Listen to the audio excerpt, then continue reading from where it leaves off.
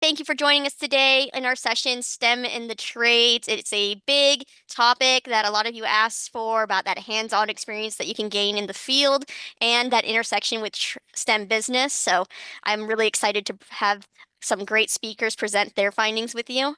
And before we run into the exciting stuff, I'm just going to give you a few pieces of information and overview for our programs.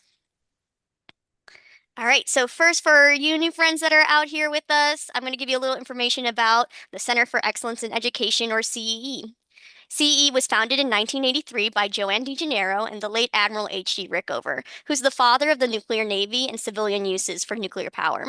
Our mission here at CEE is to nurture high school and university scholars to careers of excellence and leadership in science, technology, engineering, and mathematics, or STEM, and to encourage international collaboration between and among leaders in the global community, which is you guys.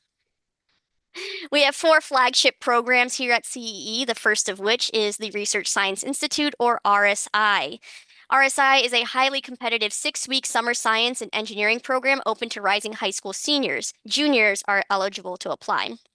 RSI is the first cost-free summer science and engineering program that combines on-campus coursework in scientific theory with off-campus work in science and technology research. Applications for RSI for this coming season are closing in December. So if you are an interested applicant, please make sure you go to the CE website, go to the RSI page, and look at the criteria for applying because it closed in early December. So if you want to apply, please check it out soon. Next, we have the USA Biolympiad, or USABO, is the premier U.S. biology education and testing program for high school students. It provides the motivation, curricular resources, and skills training to take them beyond their classroom experience to the level of international competitiveness.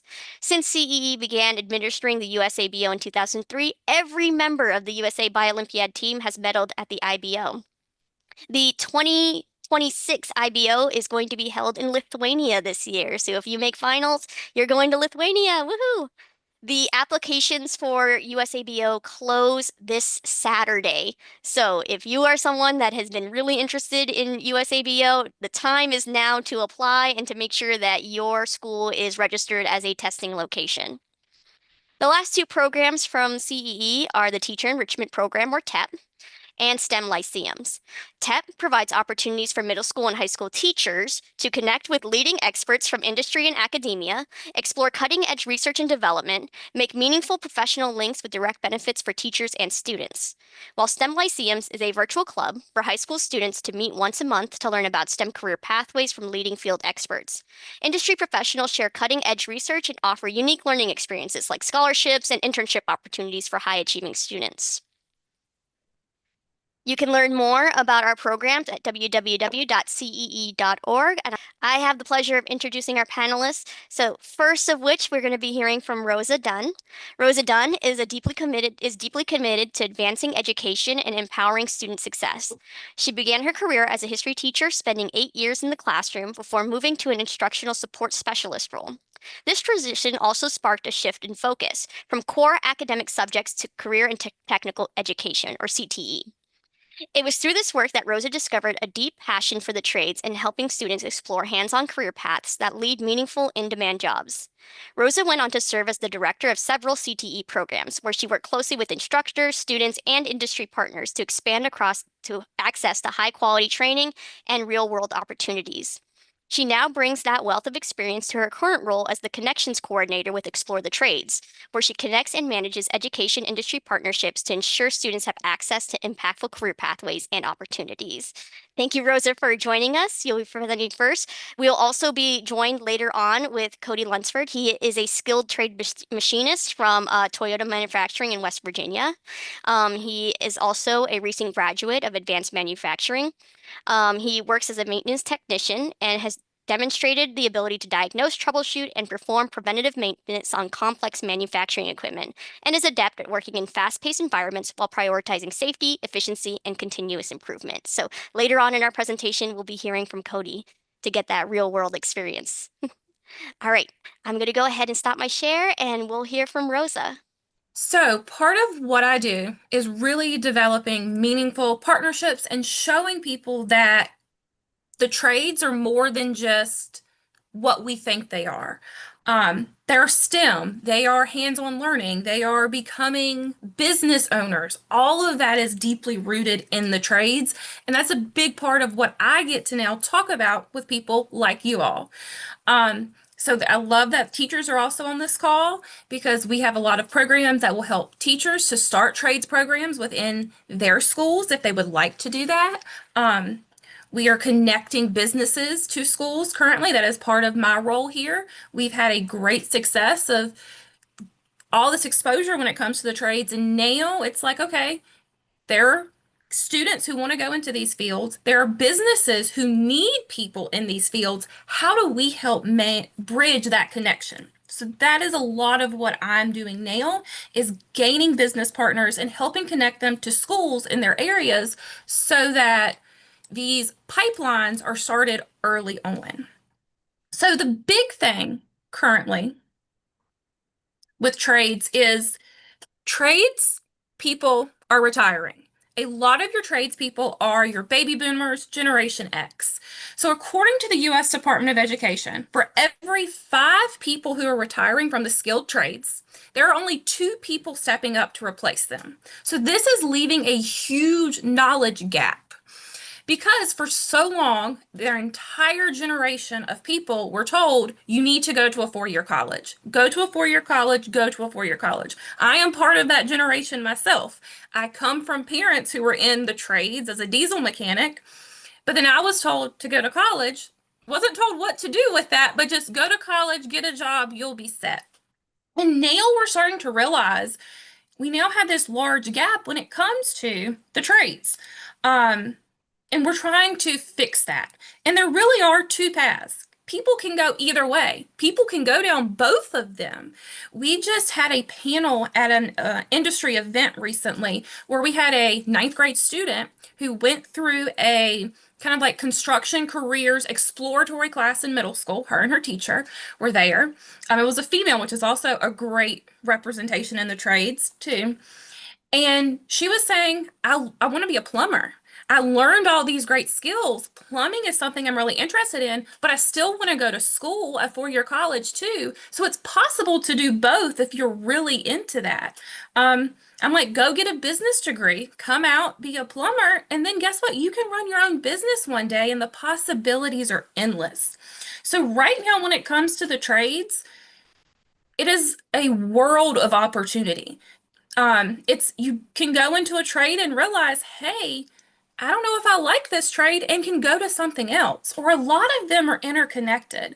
In the work I do, I work primarily with HVAC, plumbing, and electrical companies. And just in those 3, there's a lot of overlap. Even though you might be an HVAC technician, you need to have some basic electrical skills. You're still running pipes, so you need to have some plumbing skills. So everything really is connected. It's about finding what you really enjoy and going down that path. So these careers are in a huge demand right now. So if it's something that is of interest to you, if your schools have opportunities for you to get a little bit of experience while in high school, I encourage everyone to at least try it, see if it is for you. Now, when it comes to STEM, when we think STEM, we don't traditionally think the trades. Okay, we think, oh, computers. We think going into a science lab.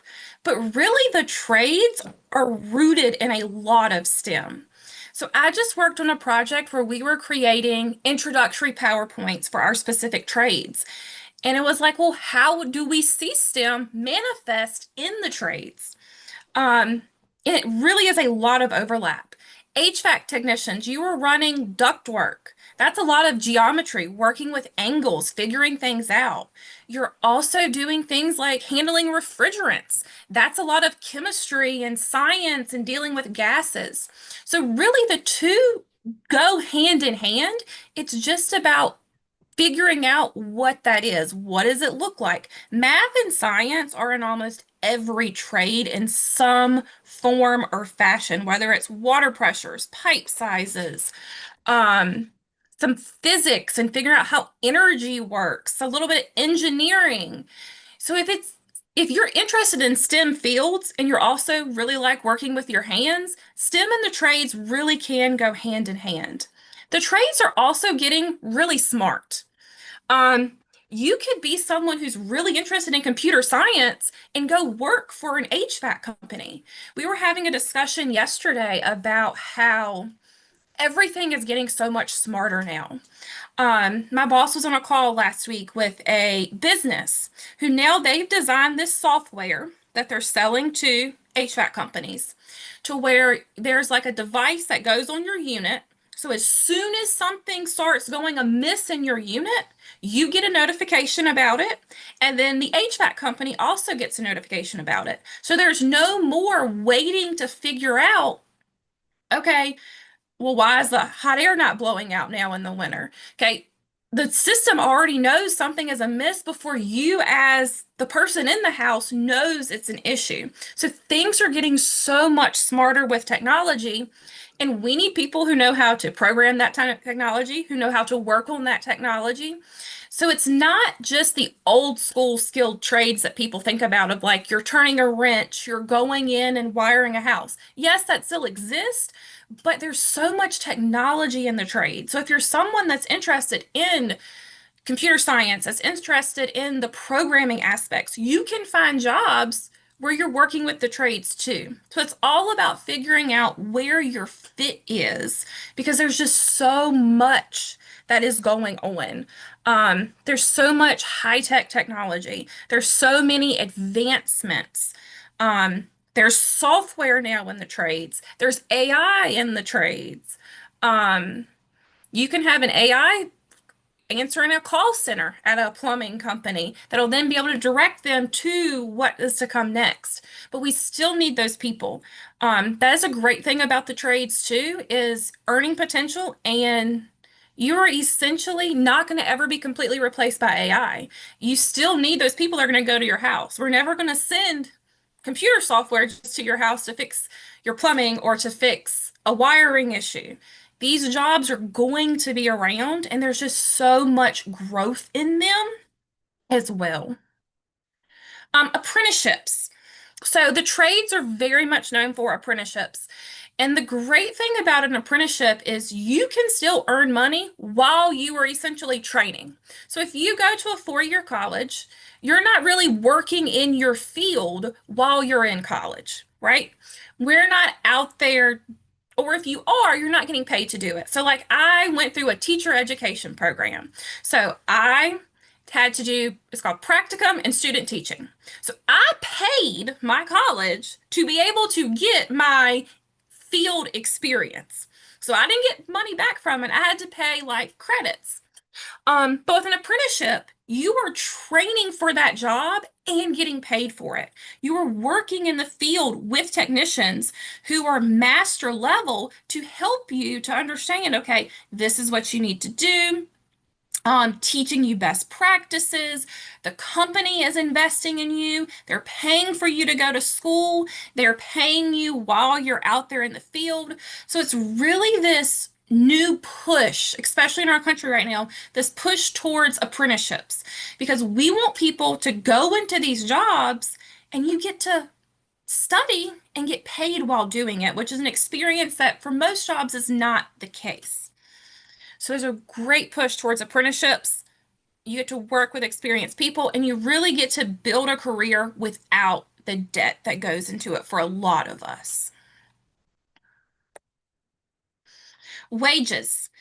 Everyone loves to talk about money. How much money am I going to make? That's a big selling point right now, especially for a lot of trades. So, according to the Bureau of Labor Statistics, the average salary for someone starting their career in the trades is roughly between $18 to $28 an hour, which is massive, especially when currently the federal minimum wage is still sitting at $7.25 an hour.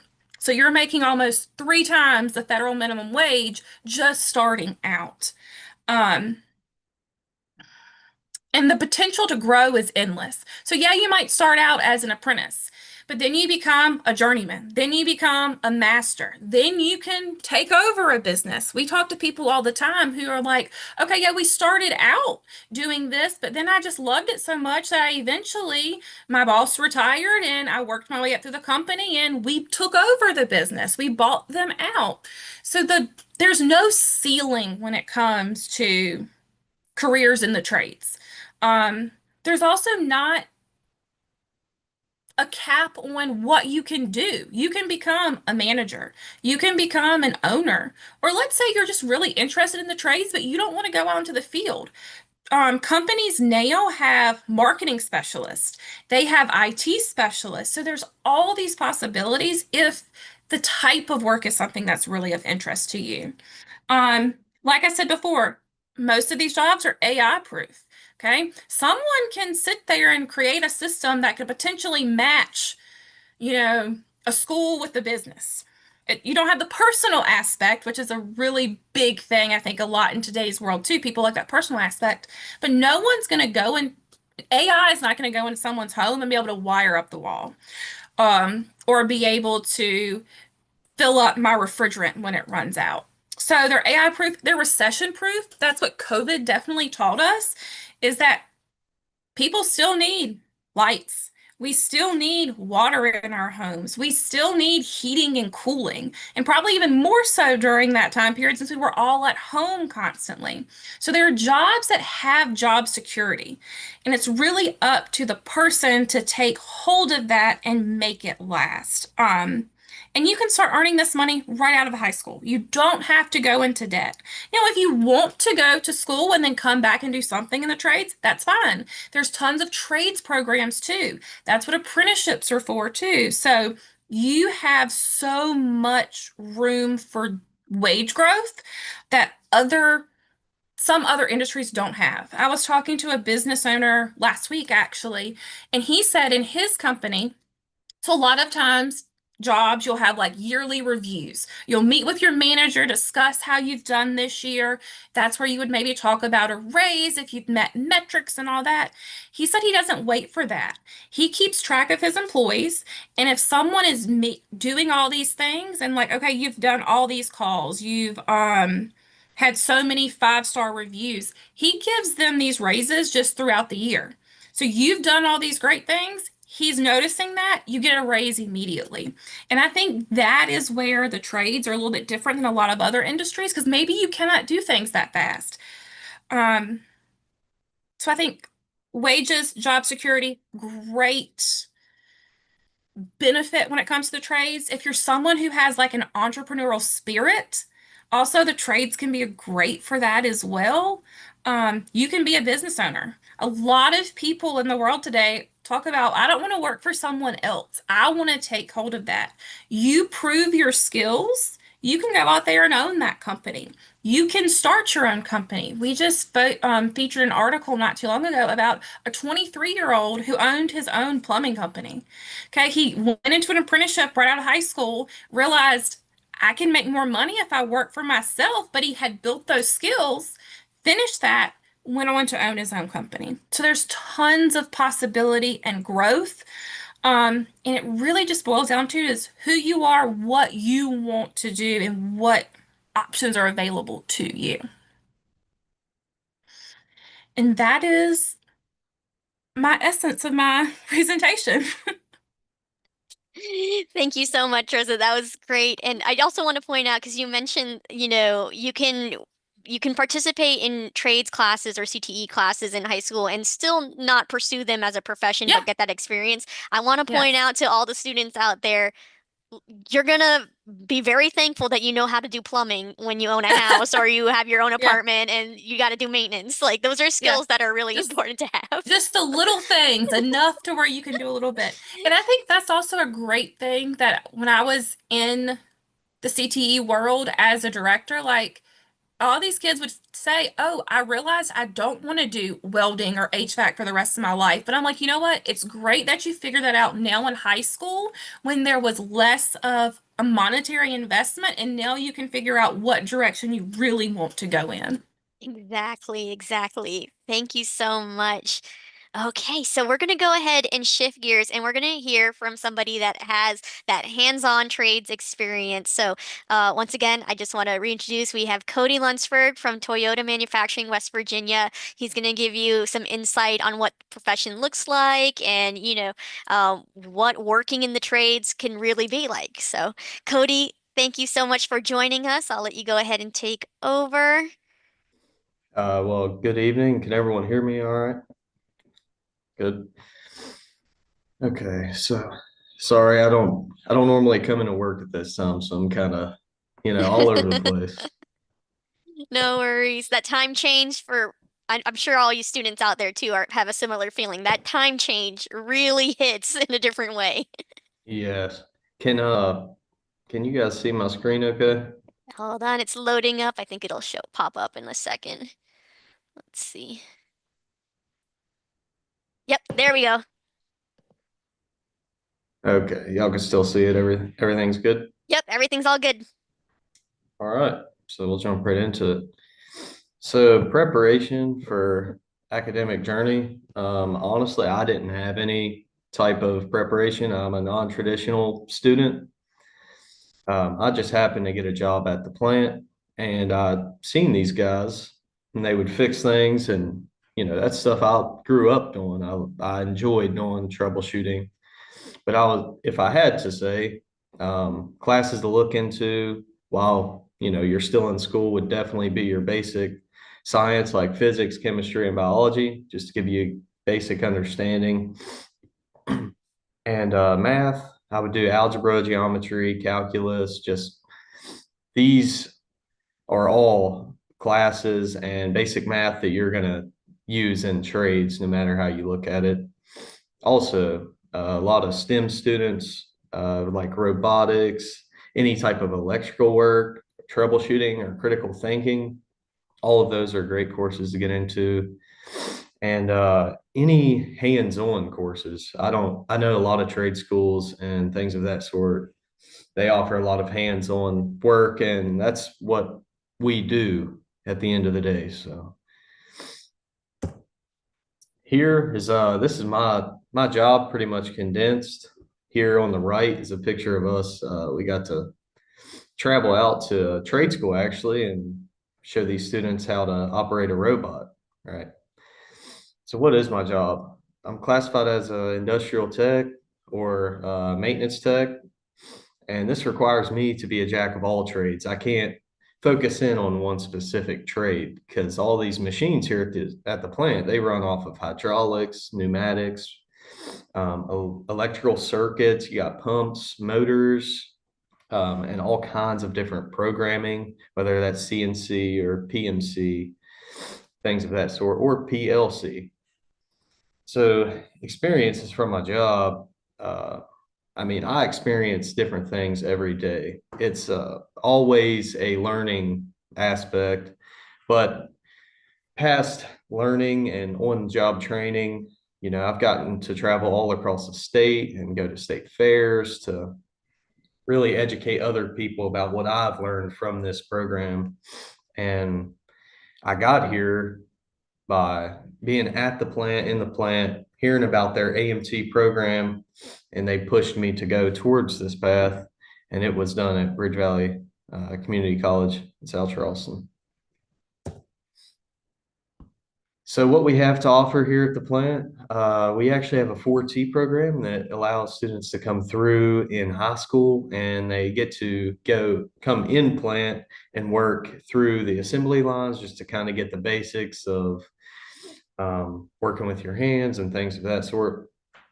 Now, we also have an AMT program, which is focused more towards high school graduates about to go into college. This is our 2-year associate degree at Bridge Valley, or now some students are going to Marshall. This allows you to go to school 2 days a week and then work 3 days a week, earning a very good wage through school, potentially debt free. I personally went through debt free, and yeah. So I will say, coming out of this program, there's a really good wage. I don't care to share. I they started me at upwards of $40 an hour to do what I do straight out of school. So that is something really good to look forward to. This here is my advice.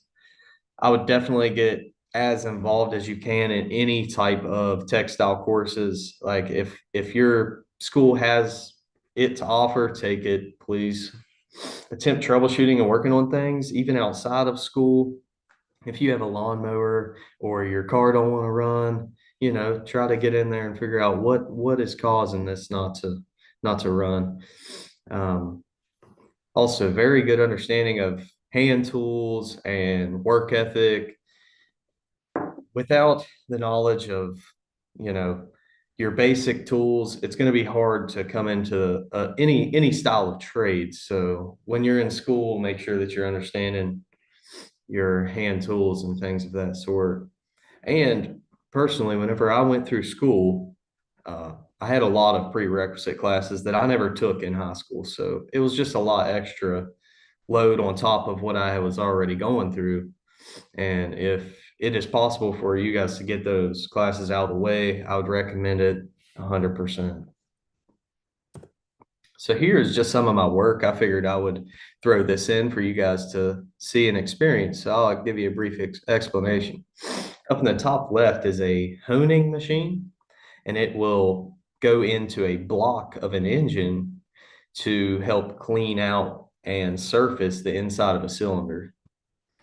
Now here in the middle, that is a electrical circuit in the back of a machine. Uh, we couldn't get this machine to run. We ended up going to the electrical circuit, tracing it out, and we found a contactor sticking. On the right is a robot. We program these robots. Which I'll show you in a later video. This was just a grease job, so it wasn't too bad. The bottom left, it looks crazy and kind of scary, but it's a magazine, and it holds different style tools in the machine, and it'll rotate through these tools to do different jobs. They're job specific. Okay, so next here, this is a robot that I took to the state fair, and a little background on this. We had a program that would actually give you a fist bump and a high five and shake your hand. Well, this lady, she didn't want to do it. She didn't want to participate because of COVID. So I took that as a opportunity to show her how to write a program, and I wrote her a program for hand sanitizer. So this here is, it will sense physical touch to start the program, and it'll grab hand sanitizer. It will sense the cap being open, turn over, and then give you hand sanitizer. And it will then open its hand for you to take the hand sanitizer.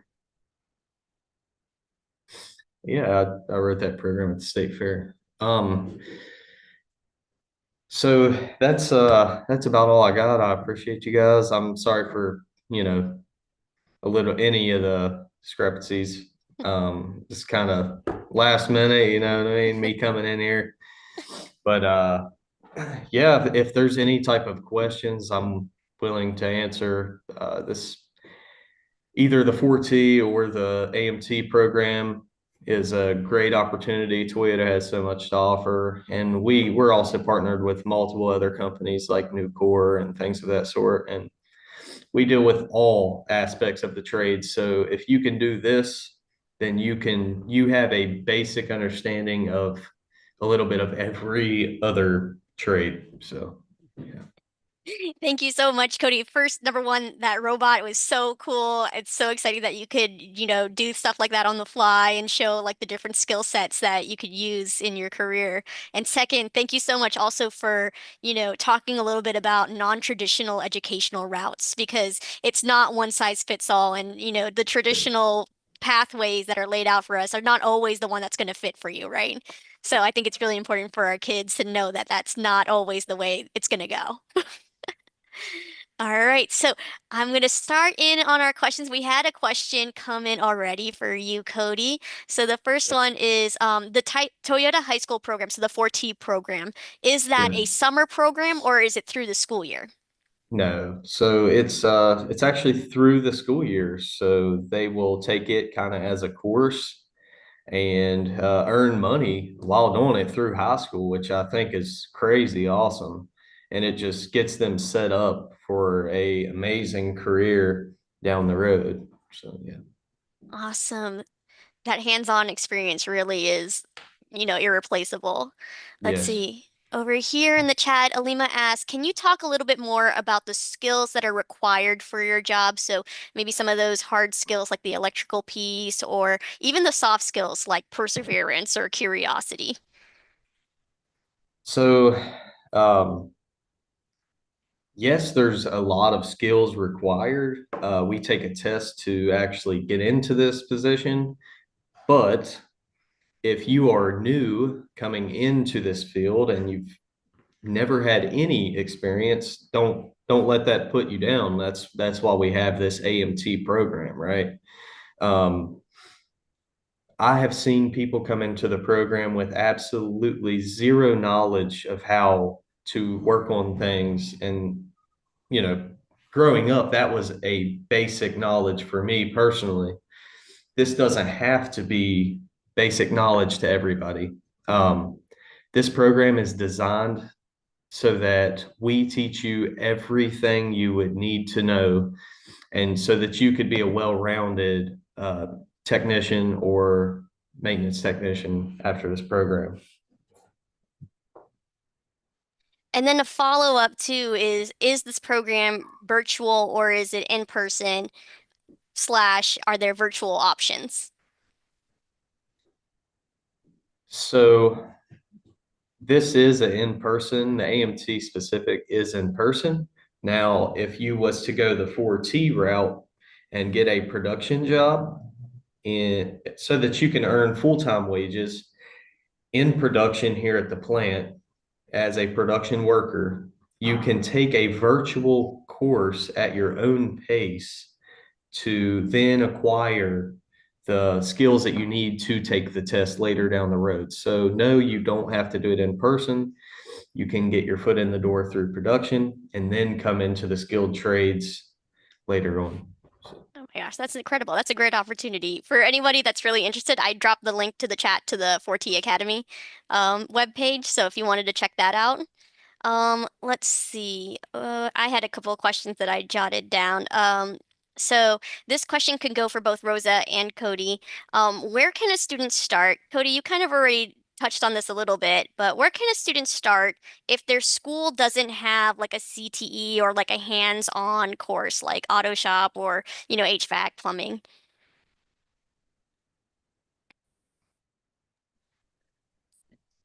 I think it's a lot of it's searching, really. Usually, if a high school doesn't have it, there is a community college probably out there that does have it. I know in Virginia specifically, because that's where I'm located, there's almost every single community college has multiple trades programs. So it's also a way to kind of get a taste for the trades with a little bit less of an investment because community college, you can get scholarships, you can get other forms of financial aid that can help offset that and it's at a lower cost as well. So I would check community colleges around you um, if your high school doesn't have any CTE offerings.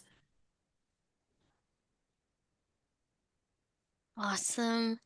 I have another question coming over here, which I think this is a great one. So many people still see STEM and the trades as completely separate paths that don't interline.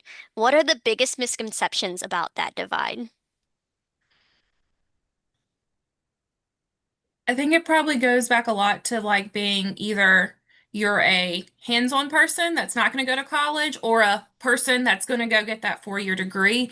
And a lot of times we still see it as that divide. We see that, okay, either you're going to go to college or you're not, when really that's not the case anymore.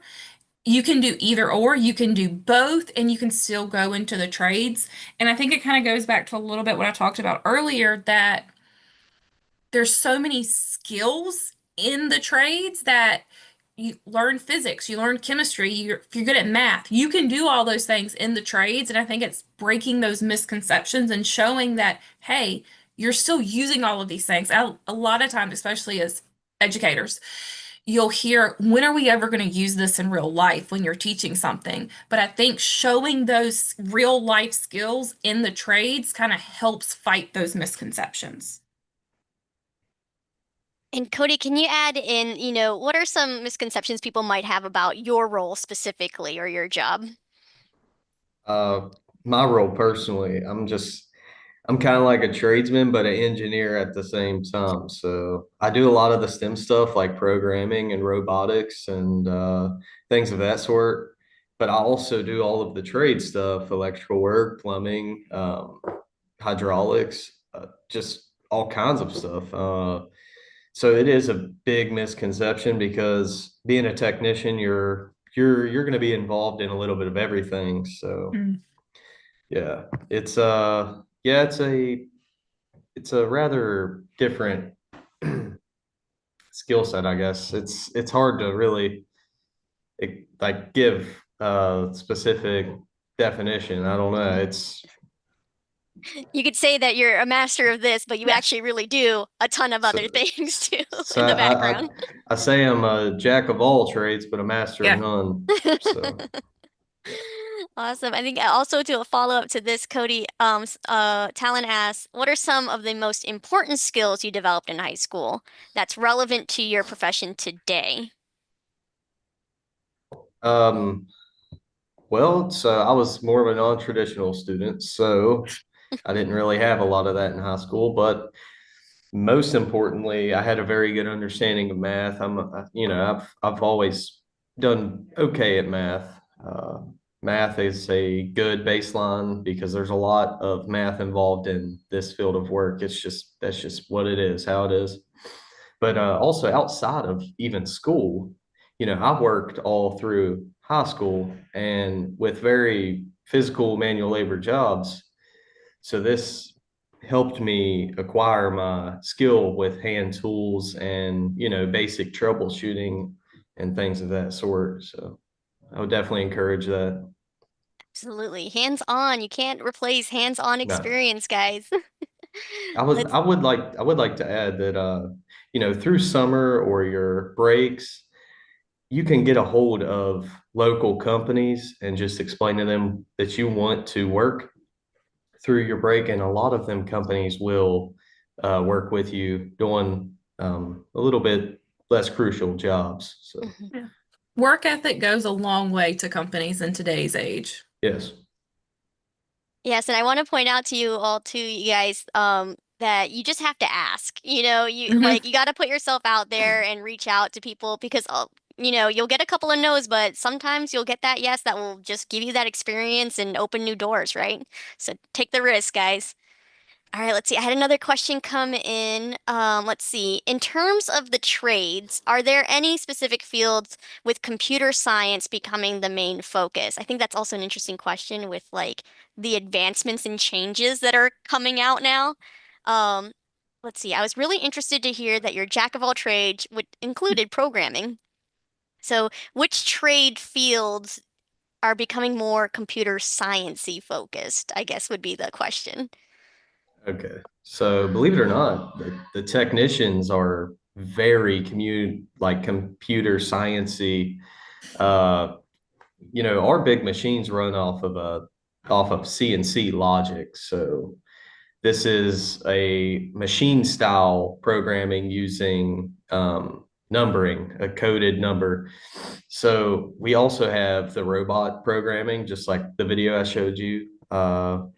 We have PLC, programmable logic controller. That's kind of like the brain of a system. It's kind of hard to explain over a computer without actually seeing it. That's what I tell everybody. But it's there and it's in this field. So if that's what you're interested in, you know, it, so many companies would love to have you. Awesome. Rosa, have you seen any changes in the trade fields that are kind of moving towards that advancement there? I was going to say the same thing. So at my previous job, we had an automation and robotics program. And because that is really becoming, especially in the manufacturing sector, everything is moving to robots, and you need people who now know how to program them, how to fix them, how to work on them if things go wrong. So programming in the robotics field, and but it's all fields because so many factories now are moving towards having robots in there. Uh, Awesome. let's let's not forget about AI also. AI is Yeah. up and coming. Yeah. Actually, we have across all of our machines now, we have AI technology that will read our motor temperatures and pump rotation and all kinds of stuff. Yeah, so it's pretty awesome. Awesome. Very cool. Let's see. Rosa, you mentioned at the beginning when you were talking about like the different fields, the way that people can move up. So like apprenticeship to journeyman to Mhm. mastery. Can you talk a little bit more about that process? Cody mentioned that you might take tests, to Yeah. pass into the next level. What does that look like? So, yes, so to move up, there are tests involved and numbers of hours and years involved. So, usually, an apprenticeship has, I don't have it off the top of my head. There's so many hours you have to put into apprenticeship to be able to move up to a journeyman. And then there's a test you have to take to be able to get that. And then you need so many years of experience to move up to be a master electrician or a master plumber. So a lot of it really just is that on the job training and then years of experience that helps you move up throughout that process. And some of that could also vary by state. So in some states, you have to take a test and they have one cut score, and the next state may have another cut score. So a Mm. lot of it's also state specific on requirements as well. Oh, that's interesting. Just thinking about, let's say you have your like plumbing license, in Yeah, Virginia. If you move to a yeah, different state, yeah. do you have to retest or? If most states have reciprocity, so if you're licensed in one, then you can get your license in the other. But to get the initial license is where the cut scores change. Oh, interesting. Yeah. Let's see. I think this is a good one too for you, Rosa, from your expertise. If you could redesign a high school curriculum, what's one practical project you would include to show how STEM connects to trades? Oh. Um, I think it would be more so incorporating more of the trades into those core subjects, right? So, like a lot of times, students don't really get the experience of the trades unless they take one of those CTE classes. But, like in math, okay, in the trades, you have to measure, you have to configure things. So, incorporating some of those skill sets into those core classes, into your science already, and relating it back, I think is how I would like to include it if I went back and was teaching again. Rebecca, was that question how to connect STEM to the trades? Yeah, and what experience would you show high schoolers to connect that together? Okay. Yeah, I could add to Yeah, that. go ahead. Here at the plant, actually, we put together a trainer back in our dojo. Um, we actually made this trainer to where we would have to go in and set up a program on a board with all kinds of pneumatic and hydraulic circuits. And you would say, okay, to press this push button, it'll extend this cylinder or close this valve or things of that sort. So, yeah, that's introducing programming into, like a plumbing trade of hydraulics or pneumatics. So, yeah, I think that's a good understanding. Very cool. Also, Cody, I want to expand too. Like, if you, like you mentioned the state fair, is there anything that you love particularly to show about your job to the high schoolers or to, anybody so that they get a sense of what you do? Well, anytime I go out, I'm normally the guy with the robot just because, it's the most flashy thing we got. And plus, it gets so many people interested whenever they actually get to hold the robot pendant and I can show them how to work this robot. And it's just something else whenever people see a program being wrote in action. It looks intimidating, but really cool. So it gives them that drive to want to go into something like that. Awesome. All right, so let's see. I got another question in here. It says, if y'all could go back and give advice to your younger self in high school, what advice would you give yourself? Well, I'd say I'm still young now, so but yeah, if I could go back, I like in my presentation, I would definitely get more involved in the more basic science and math classes just to get a understanding of how these formulas and stuff work in this trade. Mm. And I would most definitely go to a trade or technical school. 100% I would. I think for me, it would be like, don't be afraid to try something different. Like, even if you don't think it's 100% for you, try it because you never know that it might be something that you're truly interested in. Absolutely. You got to have that curiosity, that love of learning. And, again, I keep on emphasizing that hands-on experience, Yeah. like real life, real world experiences can't replace. All right, let's see. Anybody else have any questions? You guys have been so awesome tonight with all the questions. It's been really cool. I'm gonna give you all a couple more seconds if you have any more questions. Okay, let's see here. One came in. Which emerging technologies do you think will create the most new opportunities for skilled trades? So basically, what field might have the biggest growth opportunity in the coming years? I mean, I think AI is probably the biggest growth, and AI is going to get incorporated into every trade in some form or fashion. So, understanding AI and really capitalizing on that and the computer science skills behind that, I think will be a great opportunity. Yeah, understanding how AI can help guide us into making our equipment better, that would be very awesome. I'd like to add that this trade is just now starting to really blow up. We've been struggling for a workforce in this trade for a while, and it's just only getting bigger and bigger. So now is the perfect time to get in and seal yourself a job. So I That figured I'd is add that. That's an excellent shout out, especially since, we got kids that are, going to graduate soon. We have seniors, there's Yeah. this is a opportunity that, you don't want to waste. Time is of the essence. Let's see. I think we had an interested customer over here. Hector's asking, are there any programs that are similar to the Toyota, like I assume the 4T Academy program that are available in other states like Texas? Well, Toyota has multiple plants around, and I think they have the 4T and at them other plants. I'm not 100% sure on that, but we do have a Texas plant. It's in Plano. Uh, we have a variety of plants around the U.S. So, other than that, I'm not sure if much of any other companies do what we do that I know of. And then in the case that you can't find a program, I think like Rosa mentioned earlier, you could check out your local community colleges. They probably have a few programs out there that you could check out. I think that's a good way to go about it.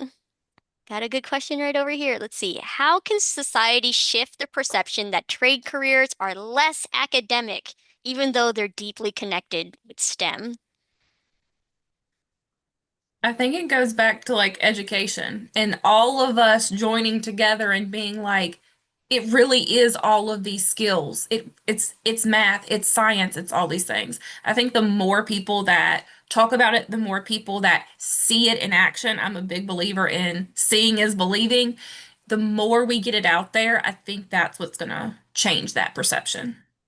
Absolutely. I want to point out that, in my small town in New Hampshire, y'all, the town plumber is the richest man in the entire town. Like, we need skilled tradespeople, and that doesn't mean anything about your earning capacity, your level of education. Those are just stereotypes that come in with it, right? Okay, thank you so much. I'm going to bring us over to our closing and our thank yous. So, first of all, thank you, Rosa. Thank you, Cody, so much for joining us today. It was awesome. You guys shed a lot of light on what the trades are like and, the wealth of opportunities that our students have, for their futures. So, I really appreciate it. That's a big area that's growing for them in the future. So, again, much appreciated. Thank you to the audience that came in here tonight and the audience that will view this asynchronously. Thank you very much. And finally, I'd like to thank our sponsors. Without them, we'd not be able to keep this cost-free for you all. So thank you to our sponsors for supporting our programming, especially the Claude Moore Charitable Foundation. Thank you, everybody. It was awesome. It was an incredible session. Thank you again, Cody, Rosa. It was awesome.